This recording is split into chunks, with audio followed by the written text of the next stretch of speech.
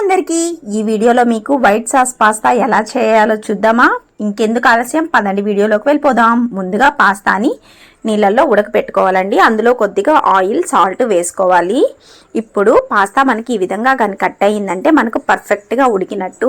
అవన్నీ ఉంచేసుకొని నీళ్ళు అందులోకి చన్నీళ్ళు పోసుకోవాలండి. అప్పుడు మనకు కుకింగ్ స్టాప్ అవుతుంది.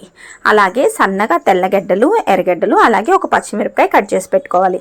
బాండట్లోకి ఆయిల్ అలాగే బటర్ తీసుకొని అందులోకి సన్నగా కట్ చేసుకున్న తెల్లగడ్డలు వేసుకోవాలి. ఫస్ట్ అవి బాగా వేగాలండి.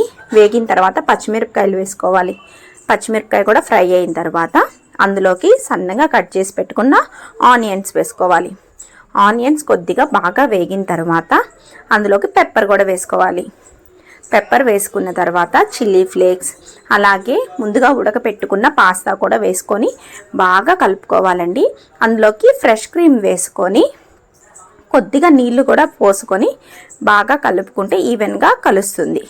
ఇప్పుడు అందులోకి టేస్ట్ చూసుకొని కొద్దిగా సాల్ట్ వేసుకొని కసూరి మేతి వేసుకోవాలండి. మీకు ఈ వీడియో నచ్చితే లైక్ చేయండి, షేర్ చేయండి, సబ్స్క్రైబ్ చేసుకోండి. అలాగే మ్యాగీ మసాలా వేసుకొని మూత పెట్టేసుకోవాలి.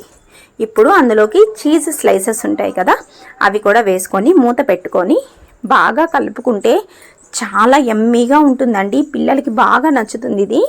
లాస్ట్లో కొద్దిగా కొత్తిమీర వేసేసుకొని అలాగే ఆరిగానో కానీ స్ప్రింకిల్ చేసుకొని తింటే పిల్లలకి చాలా నచ్చుతుంది. ట్రై చేసి నా ఛానల్ని సబ్స్క్రైబ్ చేసుకోండి.